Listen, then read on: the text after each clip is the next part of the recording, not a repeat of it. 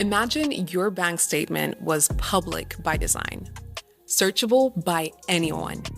What you paid, who you paid, when you paid them, and where that money went next.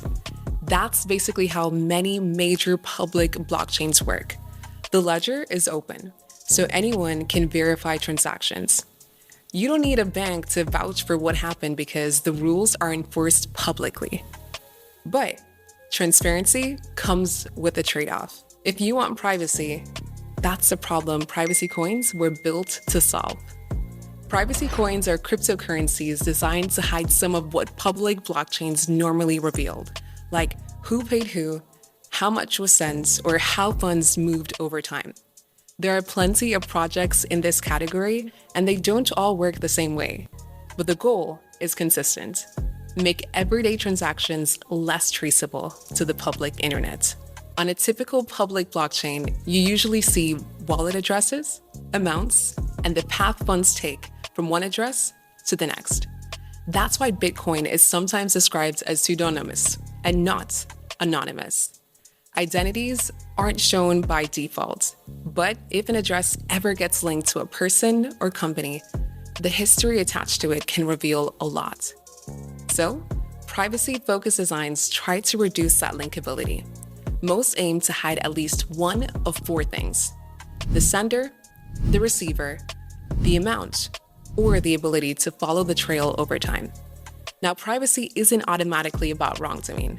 In normal finance, confidentiality is expected. Most people simply don't want strangers tracking their personal spending and payments. But regulators draw a line at anonymity that makes transactions extremely hard to trace. Not because they want everyone's finances public, but because financial systems can be abused. Think scams, ransomware, or fraud. When tracing gets harder, enforcement gets harder too. That's where anti-money laundering rules come in. In traditional finance, banks and payment firms are required to verify customers, monitor suspicious activity, and keep records. As crypto becomes more mainstream, those expectations land on regulated crypto businesses too, like exchanges and other service providers. So if a coin's design makes meeting their obligations challenging, it's common to see restrictions and even delistings in some region. For example, Kraken ended support for Monero in the European Economic Area due to regulatory changes. And from 2027, the EU's anti-money laundering regulations will restrict anonymous crypto asset accounts, or those that allow anonymization, including through what it calls anonymity-enhancing coins. So, how can privacy coins fit into a world where people want confidentiality, but authorities still need to investigate serious wrongdoing? Two of the most well-known examples, Monero and Zcash, show two different philosophies. Monero is privacy by default. Privacy is baked into standard transactions, and Zcash takes a different approach. It says privacy can be a choice. It supports transparent transactions where details are visible on-chain like any public ledger. But it also supports shielded transactions where sensitive details are protected. And that choice matters for two main reasons. First, it's practical. Not every payment needs maximum security, and sometimes transparency is actually useful, like public reporting, donations, or even when you just want transactions to be easy to verify. Second, it opens the door to privacy with proof. Zcash supports selective disclosure through viewing keys, which let you share visibility into shielded transactions with a trusted party without giving them control of your funds. Private from the public internet, but still possible to show receipts when you genuinely need to.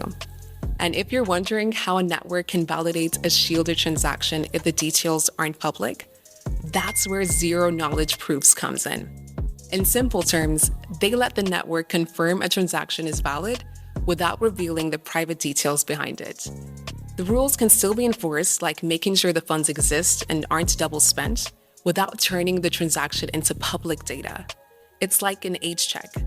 Normally, you show your ID, but that reveals far more than necessary. A zero knowledge proof is like proving I'm over 21 without revealing your name, address, or exact birth date. And that's the real battle here. People want digital money that doesn't turn their financial life into a public record, while regulators want a system where users can be protected and wrongdoing can still be investigated. But these don't have to be opposing goals. The answer likely isn't absolute anonymity, but something that respects user privacy by default with the possibility of accountability when needed. It's a fine line. Too much transparency and you lose the financial privacy most people expect. Too little and you end up with systems that struggle to operate in regulated markets. So, where do you stand? Is selective disclosure the answer? Or is privacy all or nothing? Drop your thoughts in the comments and let us know if any privacy-focused projects are on your radar for 2026.